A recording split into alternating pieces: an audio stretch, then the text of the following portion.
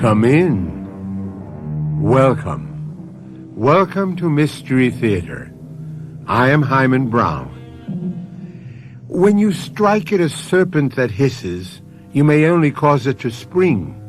That's rather sage advice when you come to consider it.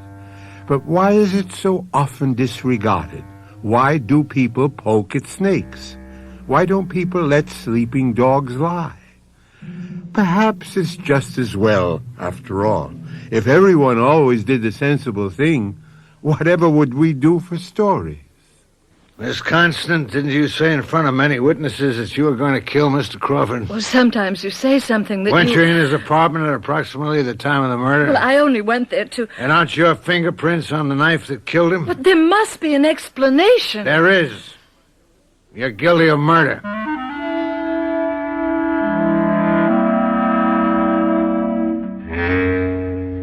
Our mystery drama, Everybody Does It, was written especially for the Mystery Theater by Sam Dann and stars Robert Dryden.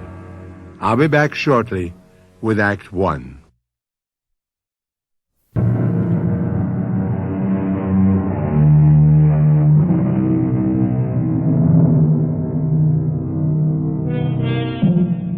We're in one of those posh eating places where mediocre food is called by esoteric French names and customers pay exorbitant, even obscene prices to be treated like cattle by an arrogant, ill-mannered staff. And yet, they fight to get in. Why? Well, you know why. To rub shoulders with, or at least stare at, the celebrities. And who is here tonight? Well, at one table, we have the voluptuous, lovely, yet aging star, Margaret Constant. Nearby, Wilson Crawford, the illustrious critic. Wilson, aren't you going to say hello to Margaret? Perry, I'm no longer required to say hello to Margaret. But you should say hello to Margaret. Ah, and why? To prove that you're civilized. What are you doing? What am I doing? Wilson, you take me to dine at a place like this, and I see you actually stealing packets of sugar? Oh, well, stop laughing. Can't help it. Perhaps the whole thing is my subconscious reaction or my adjustment to a new austerity. Oh, well, had I known you were strapped, I would have suggested a more modest place. Yes, well, Perry, I asked you to dinner because I must have a serious talk with you. Well, certainly. But first, I think you should say hello to Margaret. I don't think so. For old time's sake? For old time's sake, for new time's sake, for all time's sake, I divorced the woman, and that's an end to it. Nothing could persuade me to talk to Margaret. Well, I happen to know something that just might. Give it up, Perry.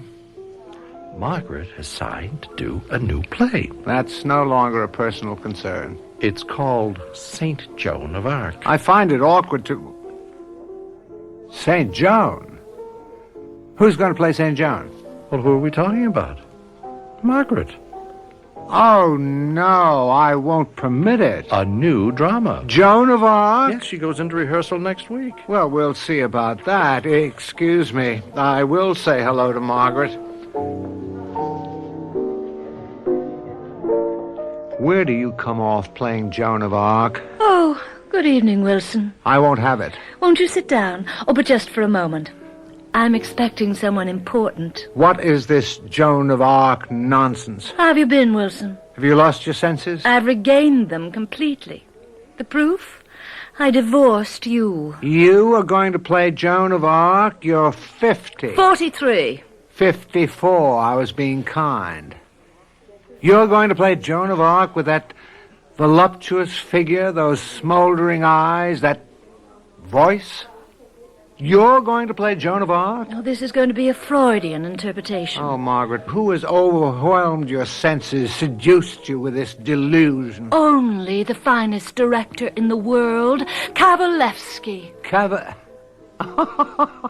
What, that charlatan? That genius.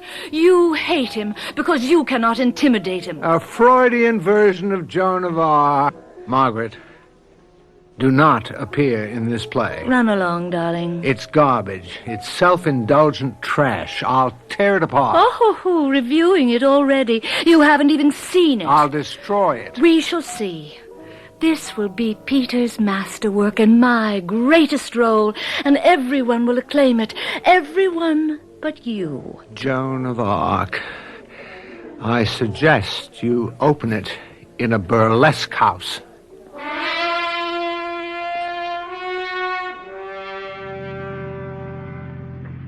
Well, have you simmered down sufficiently? The woman's an absolute fool. So, what's to be done? I have my own problems. Perry, would you pull over to the curb? I have to talk with you. I've been trying to broach the subject all night. What subject? Money. Money? I never worried about money. There was always enough and to spare. I made it, or Margaret made it. When we decided to part, I let her have everything. Oh, well, I thought you had a better lawyer than that. She's going to need it. She'll go broke trying to prove she's a serious actress. Well, now I seem to be a bit short, and I was wondering if you could give me an advance. I thought I'd do a book of critical essays. I don't publish critical essays. They don't make any money. Now, a blockbuster bestseller with all the dirt and the inside theater gossip of the past 20 years? Ho, ho, ho, ho. We've had this discussion before. I couldn't write such a book. Well, thanks anyhow, Perry. I'll just have to scale down my style of living or work a little harder. Would you be interested in a rather lucrative special income? Oh, would I? Yeah, I can trust you, Wilson. And there's no reason why you shouldn't make some easy money. Easy money? Mm-hmm. I'm afraid that has an ominous sound. But it's really very simple. What would I have to do? Well, people like you and me, we travel constantly. Yes? And you're always flying to London to see the new plays, and I scour the continent for literary properties. Thus, we may perform a service for, certain people. What sort of service? A messenger service. The more I hear of this, the less I like. Well, we are eminently reputable people. Now, who would suspect us of anything, or even think to watch us? Well, you're about to suggest some smuggling. Now, just consider that you're acting the part of a confidential courier. Of course, it's dishonest. Well, of course. But everybody does it. Everyone? You'd be surprised how many. People whose credentials are impeccable. But those people are thieves. Perhaps. But only a little bit. One cannot be a little bit of a thief. You are. Me? Yes. Don't you steal packets of sugar from restaurant tables? Oh, well, that isn't stealing. Well, I suppose it's all in the way you look at it. Well, how can you compare? You mind dropping me off at my place? Well, I tried. Well, thank you, Perry, but I don't think I'd be interested.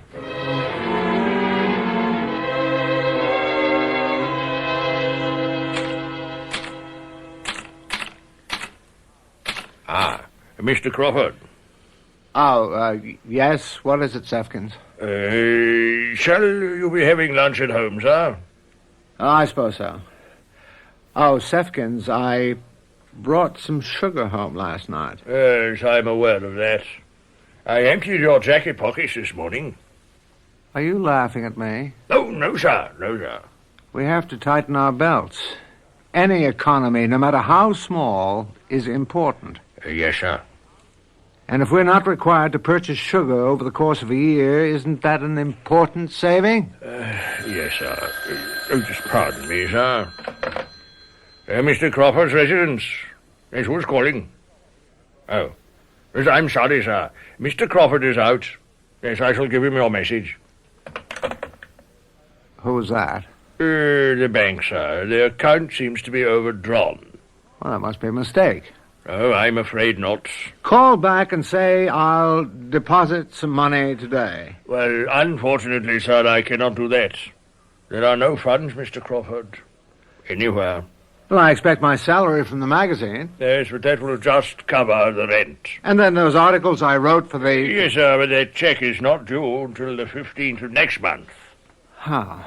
Well, obviously, we must do something, Sefkins. Yes, sir. Any mail this morning? All bills.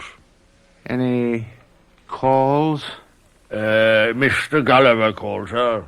Perry, what do you want? He just called to chat. I said you were busy writing. Yes, that's exactly what you should have told him. That's all, sir. That's just as well. We've had enough bad news for one day. Yes, sir.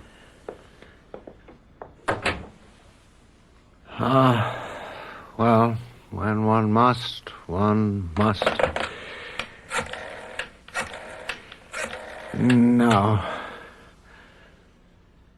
But, on the other hand...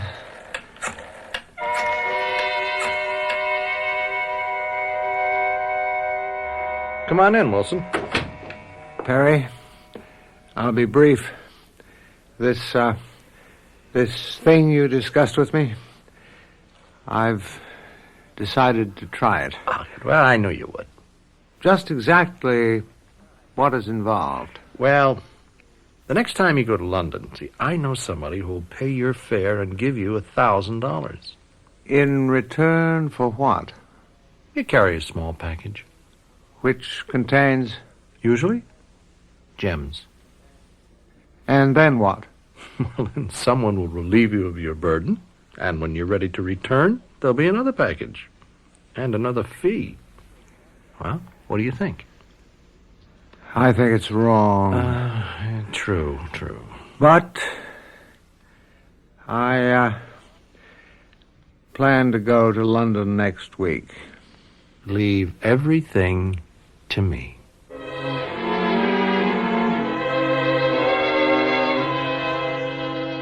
Are you at home to Miss Crawford, sir? Oh, of course he's at home, Sefkins. Miss Crawford, sir. Thank you, Sefkins. That'll be all.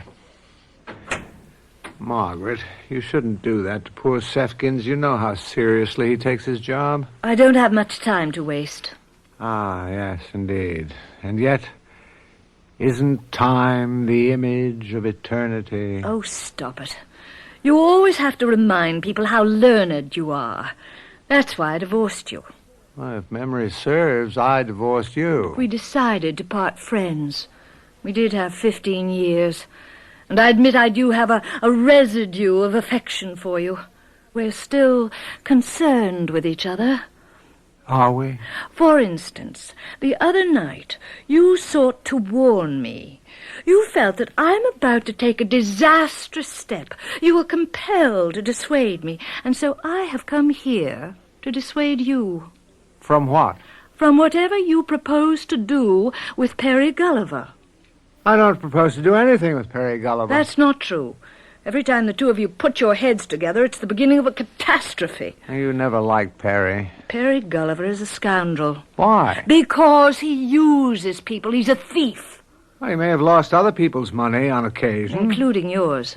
Well, those were the breaks, the risks and chances you take. Perry Gulliver is a thief in his heart. Just exactly what have you come here to tell me? I feel I should warn you. Keep away from Perry. You're always jealous of him. As a matter of fact, you resented all of my friends. Out of the goodness of my heart, I come up here to do you a good turn, and what do I receive? Scorn and abuse. All right. I wash my hands of the entire business. She thinks she has. Little does Margaret know that soon she shall be immersed in this business up to her neck, if not higher.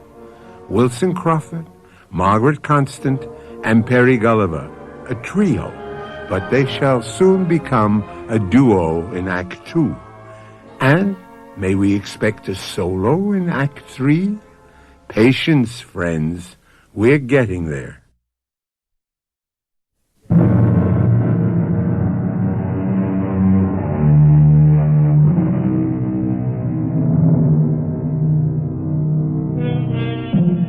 commandments are uncompromising. They state in bold and fiery letters, "Thou shalt not." However, we perfect mortals try to shade the meaning here and there. We console ourselves by saying, "Doesn't everybody do it?" Well, whether or not everybody does or doesn't, a gentleman named Wilson Crawford is about to. I'll get that, Sefkins. Don't bother. Hello? Wilson? Oh, it's you, Perry. No, weren't you expecting my call? Yes, I suppose I was. Well, I'll drive you to the airport. Can you be downstairs in 10 minutes? Yes, I suppose so. Good, I have your ticket and a package. A rather small one. It should fit into your attaché case. Perry, I don't know... Don't be so nervous. The thing is absolutely ironclad, surefire, and foolproof.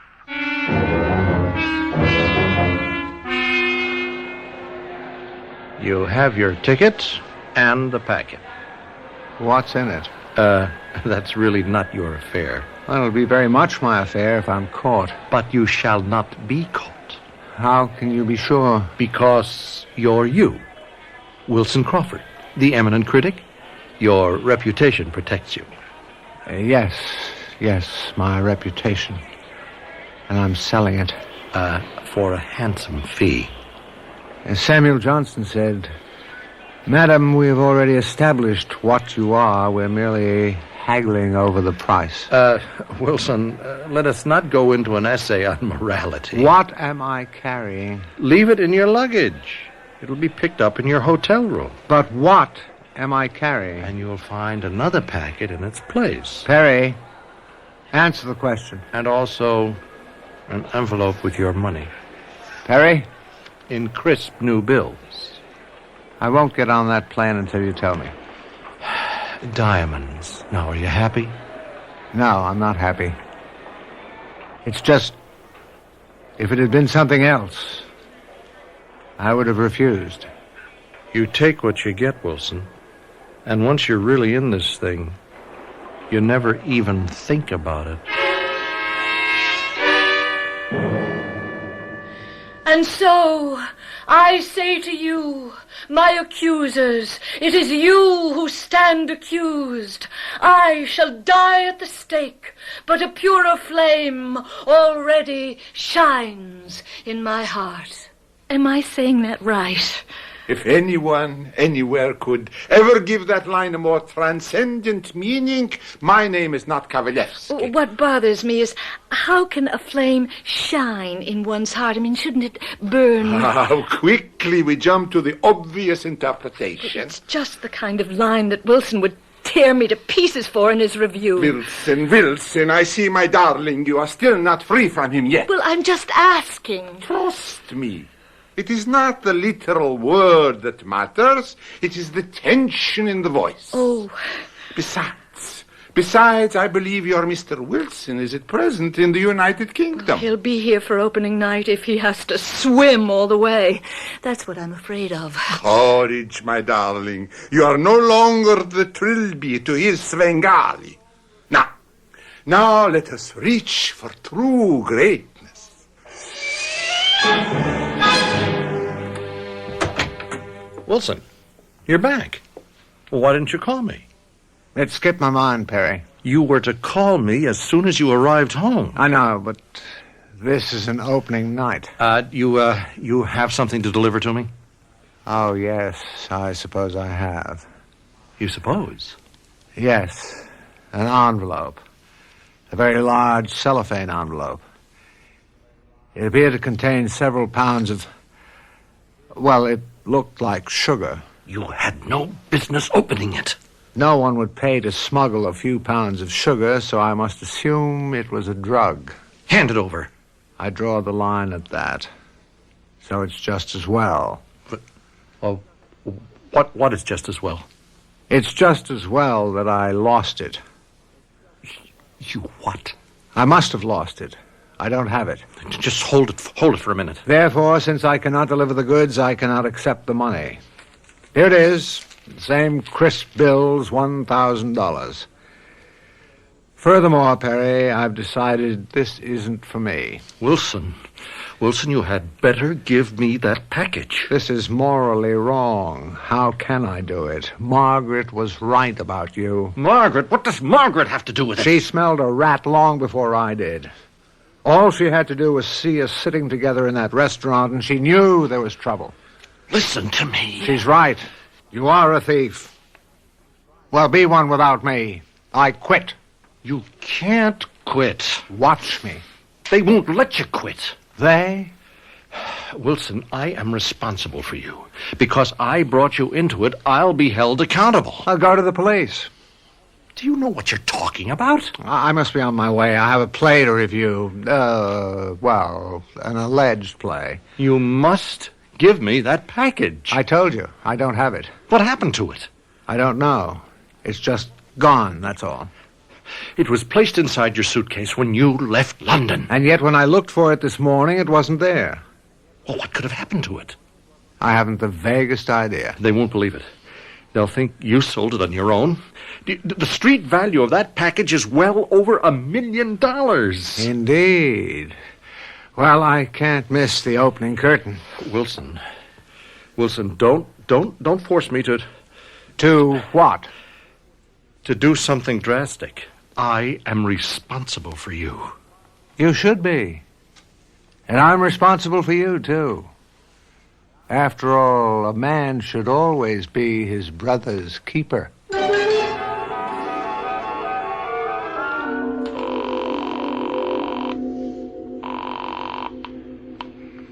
Hello? This is Marigold. This is Perry.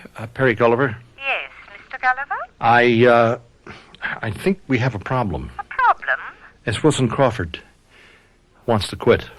You must convince him that it's impossible. But that's only a half of it. Yes? He doesn't have the package. The package? The one he was to bring from London. He doesn't have it. He claims it's lost. He can't find it.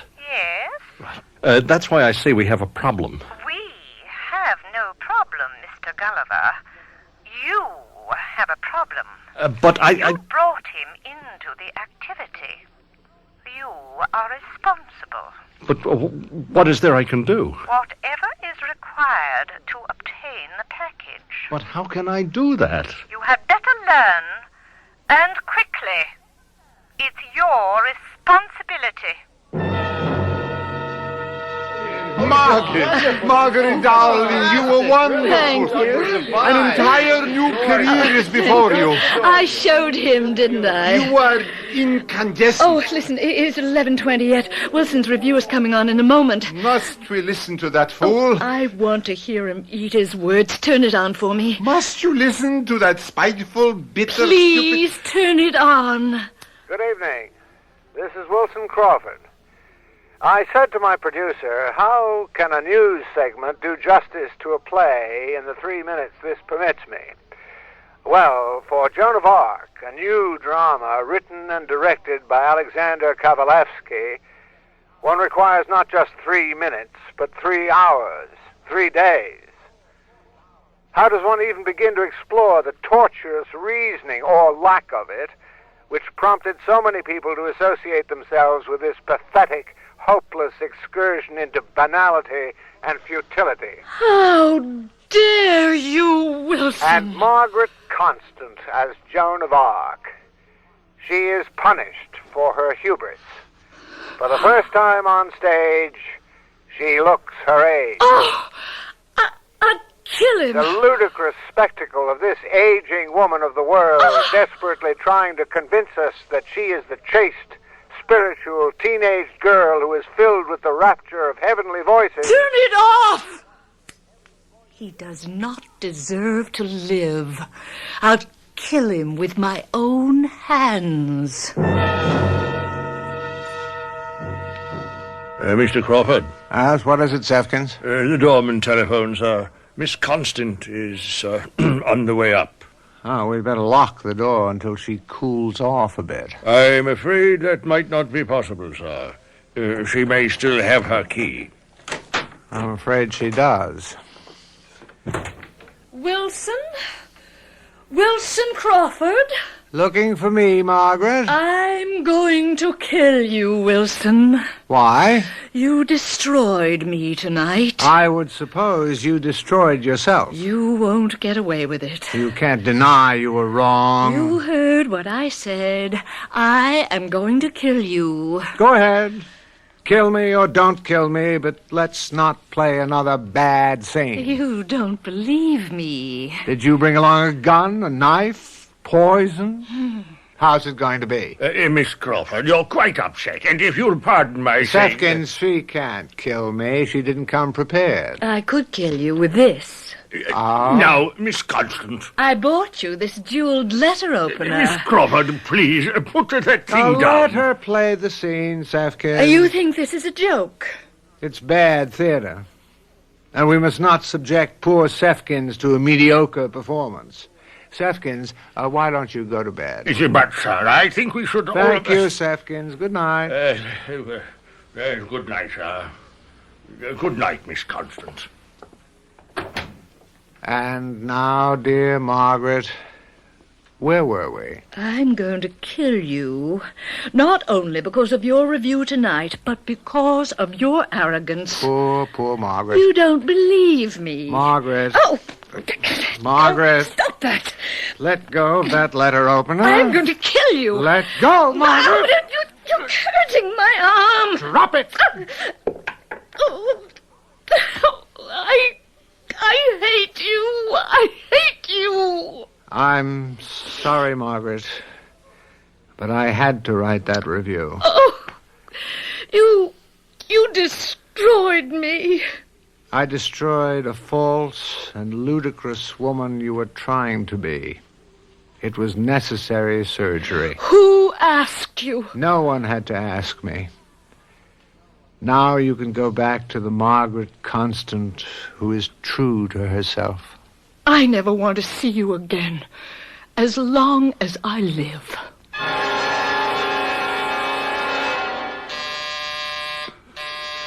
What? Who's that? Oh, what time is it? It's morning. All right, just a minute. Let me put on a robe. Oh, who are you? Why are you ringing my bell? And why did the elevator man let you come up? Miss Margaret Constant. And if I am? If you are, I have to talk to you. About what? A murder. A murder? I'm Lieutenant Taplick of the Homicide Division. And you wake me up at this ungodly hour of the morning. Don't you people ever sleep? I'm sorry, Miss Constant. Well, why do you come to me? I can't help you. I don't know anything about murder. I don't even know anyone who ever was murdered. Unfortunately, Miss Constant, you do. Or you did know someone who has just been murdered. Do I? Who? Mr. Crawford. Mr. Wilson Crawford. You've heard them shout at ball games, "Kill the umpire!" And many people in the theater harbor the same feelings about critics. If this homicide lieutenant is to be believed, someone has just murdered our friend Wilson Crawford. No wonder the police have made a beeline for Margaret Constant's apartment. After all, she made no secret of her feelings about Crawford. She's in for some rough sledding in Act 3.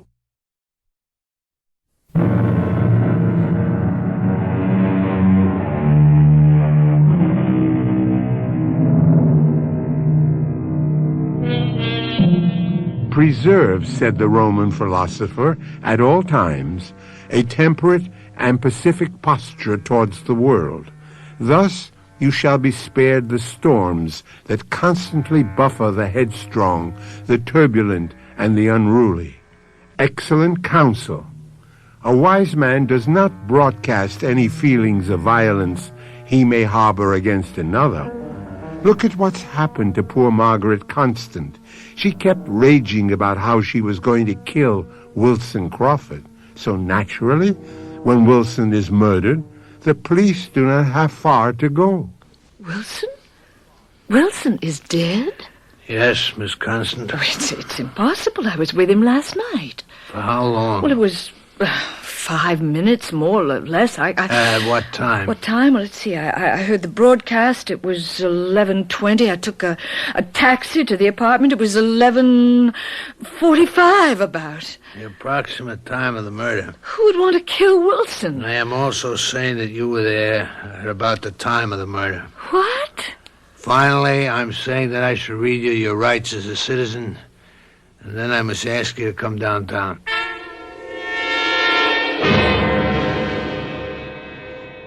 Mr. Sefkins, did you hear Miss Constant threaten to kill Mr. Crawford? Unfortunately. And how did she say she would do it? With your permission, sir. They were both highly volatile people. She was furious, and they played a scene, as they so often did. I suppose they enjoyed the drama. That's what it was, a scene? Yes, sir, that's what I thought it was. I'd had 15 years of it during their marriage. Indeed, that's why I left the room and went to bed. And she picked up the letter opener from the desk and said, "I'll kill you with this." Yes, sir. And you then left the room? Yes, sir. I didn't think that she and was... about 7 a.m., you came into the room, found Mr. Crawford dead on the floor. Yes, sir. He had been stabbed in the back, and the letter opener was lying there next to him. Permit me, sir, if I may. They were both angry at themselves. You see, they had no business being divorced. They cared for each other very much. That isn't true, Sefkins. It was all a misunderstanding. She was furious. But he incited her, and I think it was their way of making love. How dare you, Sefkins? They played one of their usual violent scenes. But this time it just got out of hand, that's all. That isn't true. She didn't mean to kill him, Lieutenant. I didn't kill him. I didn't. Thank you very much, Mr. Sefkins. That'll be all. All right, Miss Constant, you ready to make a statement? Yes, the same one I've been making all along. I didn't do it. You had the motive. You made the threat. You were there at the approximate time of the killing. Your fingerprints are on the murder weapon. Lieutenant, I was furious. I did say, "I'll kill you." I did go to the apartment. I did pick up the letter opener. But after Sefkins left the room, I even fought with him. But only for a moment. And then I threw the letter opener on the floor and I went home. And that's what I intend to tell the jury. And you expect them to believe it? Yes, because it's true. No, Miss I Constant is didn't not... kill him, and you know it. I loved him. I'm a fool, but I'm not a murderer. I know who killed Wilson. Perry Gulliver. Where does he come into this? Where's your proof? How can you accuse someone of murder without proof? You accused me. What did you have? A few flimsy pieces of circumstantial evidence? Well, what do you got? Wilson spent all of last week in London. Why? What does that have to do with anything? When Wilson goes to London, it's on business. All right. So you have business. What business? The only reason his magazine would send him would be to review the new plays there. It's the end of the season. There aren't any. So why did he go? Well, maybe it was a pleasure trip. No, he couldn't afford it. He was broke. Well, all right. I still don't see what... One night, I see Wilson and Perry very chummy in a restaurant. A few days later, Wilson flies to London. A week later, he returns. On the next day, he's murdered. Obviously, Perry sent Wilson to London. Why? Why? What was Wilson supposed to be doing in London? He didn't write anything. Well, how do you know? I have friends in London. They kept an eye on him for me. Went to a few parties and came home.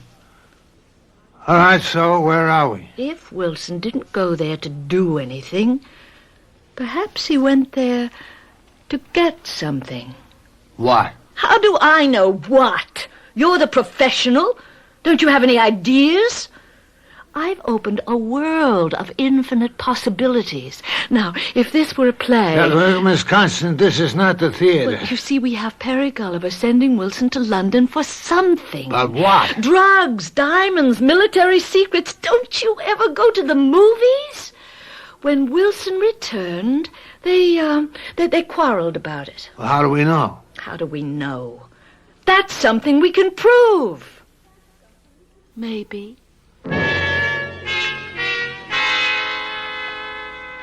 Sir, how may I be of service, Lieutenant? Let me ask him. Well, go ahead. It's your investigation. When Mr. Crawford returned from London, did Perry Gulliver visit him? Yes.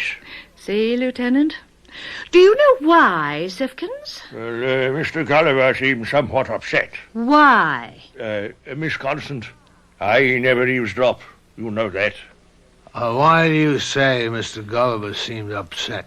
Lieutenant, as Mr. Gulliver was leaving, I gathered he was angry because Mr. Crawford was supposed to have brought something from London for him. I told you. All right.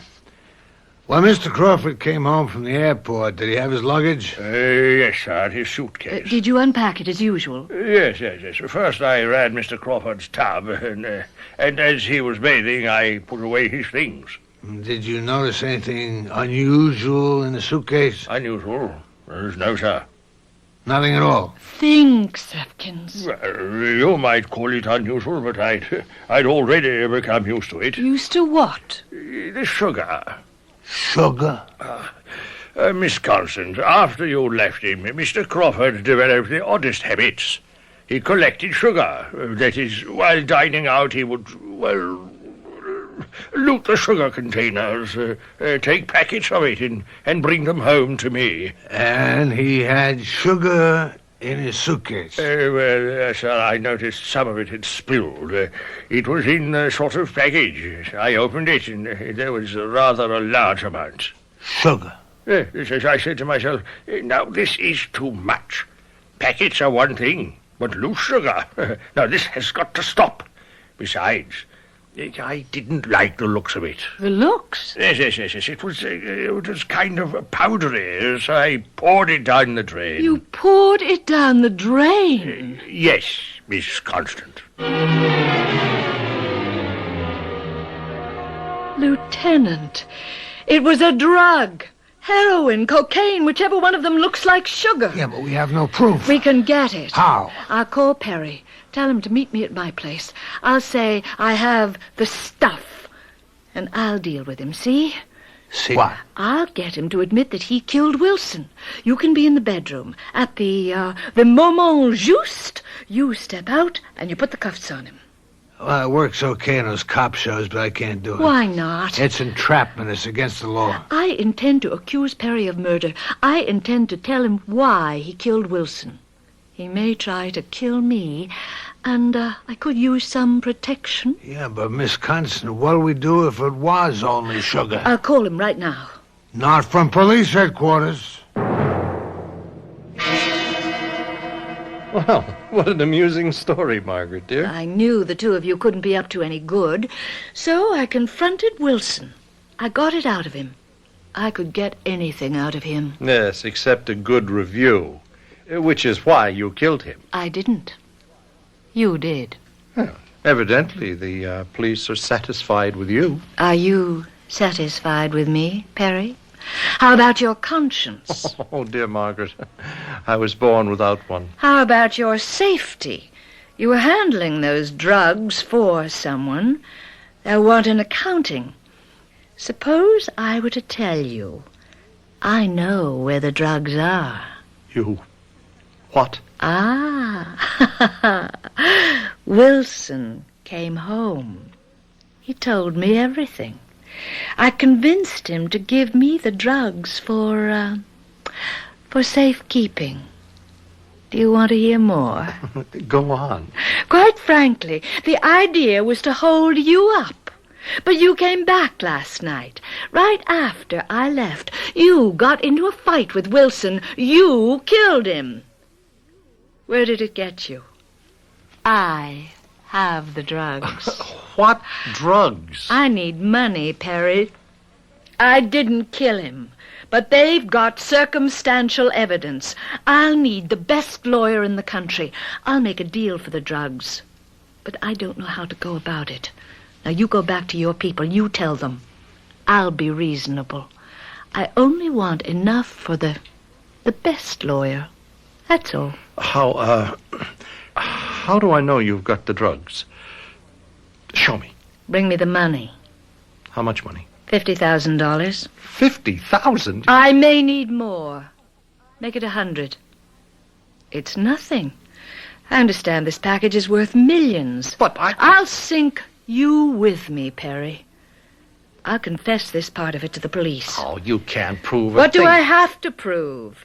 At my trial, I'll insist you killed him for the drugs. The jury won't believe you. Oh, but your friends will.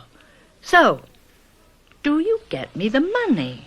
Margaret, A good lawyer gets me a light sentence. You save your own life. It's the best deal you can get. Oh, poor Perry. You really didn't want to kill him, but you were in so deep you couldn't help it. You're not really a killer. Scoundrel, yes, but a killer, no. How was it, Perry? How? Come on. You have to tell it to someone, and you can trust me. What made you do it? He laughed at me. You know Wilson. Yes. Yes, he only turned his back on me and he dismissed me. The way he dismissed me. Oh, I was furious. I saw that long, sharp letter opener lying on the floor, but I was cool enough to know what I was doing. I picked it up with my handkerchief, not to get any fingerprints, and I... What? What did you do? I plunged it into his back. Oh, I'm going to be ill. Catch her! She's going to faint! Catch her! Wait! Who are you? Margaret, who is he? Oh, permit me to introduce you. Perry Gulliver. May I present Lieutenant Toplinger of the New York City Police?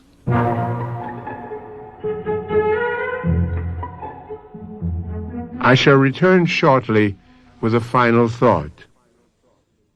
The name of our story is Everybody Does It, and thus is formed the heart and spirit of our morality.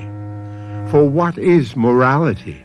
It comes from the word mores, which means custom, usage. And so the hard fact is, we are what we do, what society sometimes approves of or winks at. A pity we cannot be that to which we aspire. Our cast included Robert Dryden, Carol Teitel, and Earl Hammond. Associate Director, Marlon Swing. This is Hyman Brown, producer-director, inviting you to return to our Mystery Theater for another adventure in the macabre.